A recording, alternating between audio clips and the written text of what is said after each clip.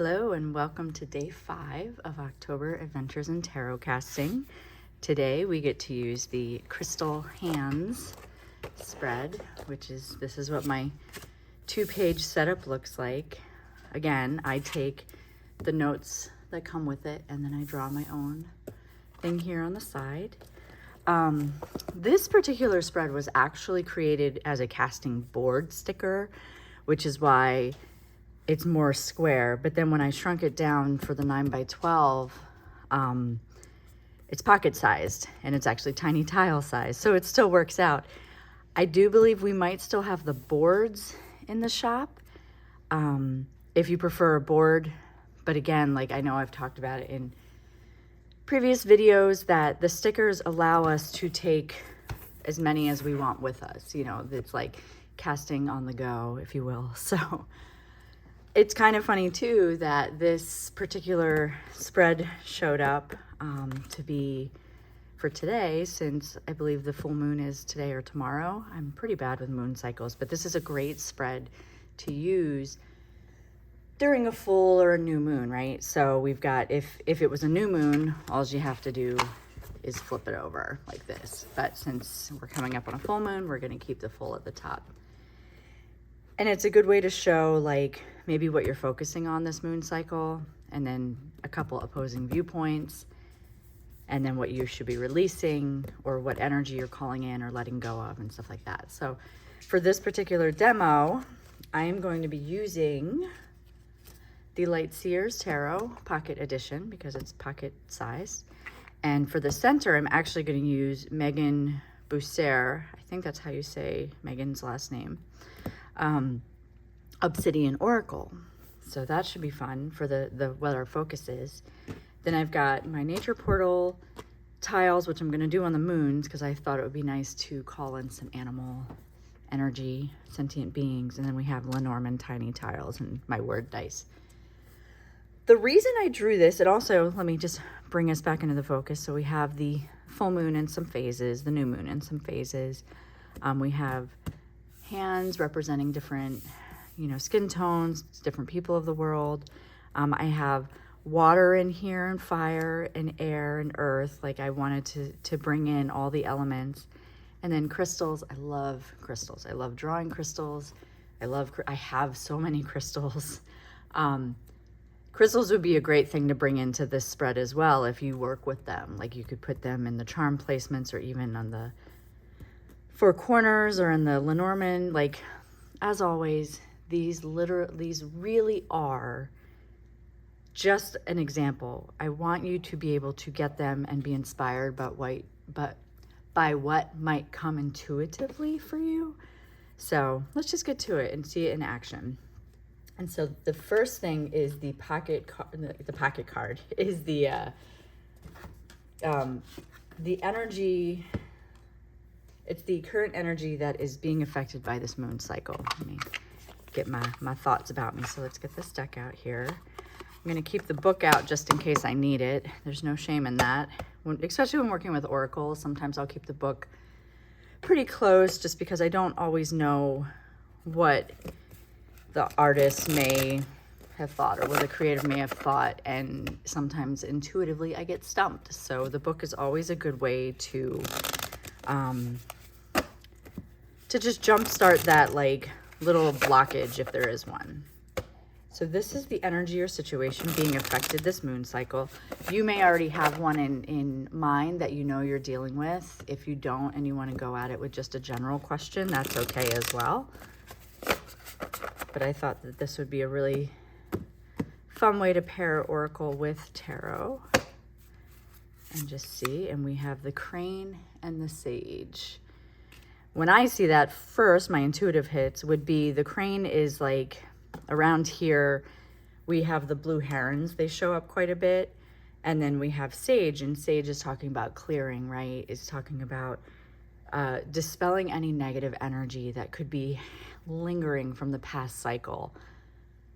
And since we've just shifted seasons of the year, it's probably a good idea to, before you migrate, clear your space, right? That just came to it. Let's see what. So this guidebook is written by Trish Sullivan, who is quite a lovely human. I've met her in person via conferences and stuff. Key points are healing, medicine, and spiritual growth. And many species of crane need space and dwell within the wetlands. They create nests in shallower areas. And she goes on to say about it, so it's a time of medicine and healing is approaching. Opportunities for spiritual and mental growth are coming. Introspection and reflection opens a way for you to heal from old wounds. It will not always be easy, but it will be worth it. You will feel better. So that's really appropriate, especially during a full moon cycle, which is telling us to release, right? So get in your body, see what needs to be healed, get in your mind, meditate a little bit, and just see what needs to be healed.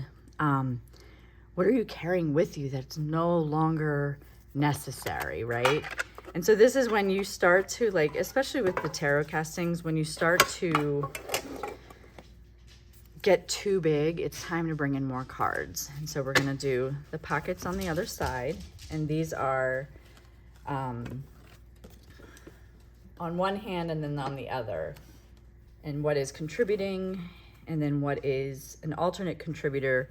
So it's just kind of like having a dialogue. Like, you know, we have this problem of binary thinking where we think it's black or white, and there's not. There's a spectrum of gray between here that we have to consider all options. And so these two positions allow us to consider the options that could be happening in order to release what is harmful for our growth.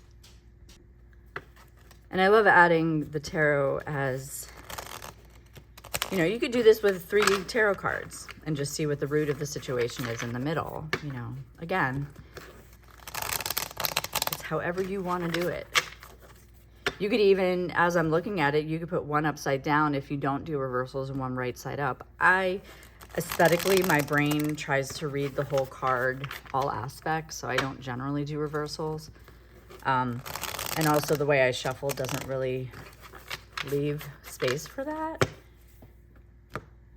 But again, you do you. Okay, so on one hand, we have the Chariot. I feel like we've had that before in these. And then on the other, we have the 5 of Swords. And so right away, I feel like these are contributing to what it is that we need to let go of in order for our health to be better. So on one hand, we have this real active momentum, right? Like we want to get going. We want to do the things. We want to be able to just take off and go after whatever it is that we have our goals on. But then we have here, and there's just so much discord. There's so much infighting, so much stuff, like maybe in your own brain or in your world, there's so much, too many viewpoints, and you just don't even know which one to take. So you're just going to walk away from the project. But before you walk away from it, think about everything that has led to getting here, right? So we have this crane and the sage and saying, you know what, clear your space, heal what has to be healed in order to be able to move on. I'm going to bring in the portal tiles for the full moon and the new moon. So the full moon is the energy that we're going to need to help us release the discord so that we can get going, right? Get going on this time of deep transformation. So we got to heal and clear.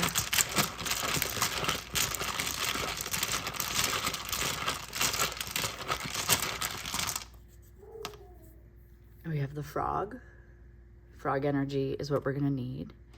And then the new moon is going to be what we can plant for what's going to be nurtured for the next cycle in order to manifest, right? Because when you let go of something, then you open that space for something else to come in. So this could be what's coming in. And we have the eagle. I love that one is land and one is air. Well, frogs are land and water, like earth and water. And, you know, the eagle would mostly be air, although they do nest on the earth. And I'm just going to put in the Lenormand so we can read these together.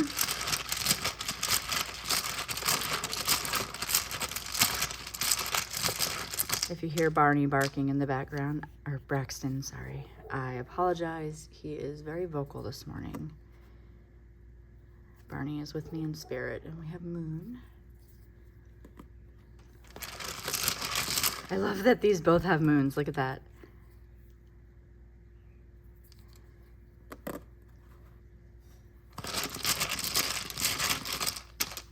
And then we've got clouds and whip. Okay. So to read this together the way that I would be putting it, so again, I always tend to come back to the focus, especially when I'm like laying it out. Like one way you could work with these is you could lay all your cards out, do your shuffling and go like that. I tend to like to do it the way I do it because I feel like it's bringing in the energy that is being revealed. If you were doing all 3 cards, you could do the first one and then shuffle the 2 and see what different viewpoints that you're having. But so with this, we are in this space of clearing our space, healing. This is the focus of this new moon. Like we're going into the quieter seasons. What is it that needs to be addressed before we can fully commit ourselves to this deep introspective work, perhaps? The Chariot is saying, just go for it. But then the 5 of Swords is saying there's still unresolved issues, right? There's still things that maybe words were said that need to be addressed, that cut very deeply, and there's some mending that might need to be done. The Chariot could say, whatever, that bridge is burnt, let's just go for it. So these are like almost like the angel and the devil on the shoulder, if you will. Then we have the full moon energy and how to release it, how to release so that you can start with a clean slate. You have that frog, and the frog is like, the first thing that comes to mind is, taking that leap still with it. But also if you think about how this season we're going into the cooler weather where I am, the frogs are getting ready to go into hibernation. So in order to do that, they have to bury themselves in the mud and really get into the thick of it. So to release it this way, maybe you have to research a little bit more and get to the deep root of why there's this issue. The Fox, for me, is an entrepreneurial card always, because I am self-employed. That's how it shows up, unless it demands to be something else. So with this, it's like introspection in perhaps the way I view my work. Also releasing my work. This is in the release position. And it's saying it's the time. It's time for me personally, as I'm sharing this with you, to release parts of my work that no longer are serving me. And that's pretty wild because it really tracks, And then to manifest, I have, for the new moon, I have, the clouds show up with the eagle. It's like, I want to soar. I want to be so much bigger with this next chapter. But there's things that I keep coming back and forth with, and it's unknown. The clouds don't mean it's going to be bad. It's just there's a lot of uncertainty. But the eagle is also telling me I can fly above those clouds, right? There's some back and forth going on. With me and my partner, we have a lot going on right now, getting our new space ready for the new machines that we're getting. Even though it's unknown, we're doing it anyway. This is very much like where we're at. But I know in the end, we're manifesting this eagle. We're manifesting that just success for us. And then what I'm going to do with this, because this has the spaces, not all of our stickers do, but you can always use them. This has the spaces for earth, water, fire, or air, water, fire, and earth. I'm going to take these dice that I used to have. We used to sell these until supply chain issues started making them really bad, but these are points to ponder dice, right? So I just picked a bunch of poignant words. Now we have like the words or spell, rock, oracle. Those could be replaced, but these, I just kind of like how they flow. So for air, we need to desire. And so we'll go back to that in a second. Water, we need to cry. That's a good full moon release, right? Fire, we have where. And earth, we have eat. Telling us to indulge again. So desire, our thoughts, in the emotional strategy, the realm of air. Look at what it is that we desire and allow the space for the desire to take root and to get so expansive, maybe to the point of bursting for this full moon, right? Releasing of the desires. Crying is a huge release for water. I feel like that's very self-explanatory. Allow the tears to flow. They're always cleansing. For passion, we can even look at this line as being what's being manifested. So the passion and action is asking us to consciously look where, like where is it coming from? Where is it going? Just ponder the where. And then the earth, the physical realm, it's saying eat. You know, that doesn't always mean eat bad. It could be get the foods that are better. You know, what is nourishing your body? Eat what your body needs, not necessarily what your mind wants, right? So that is how I use this particular spread. I've used this many times in the past for my collective readings, especially around the full moon or the new moon. So I love that it intuitively showed up today for this. And let's see what we're going to be working on tomorrow.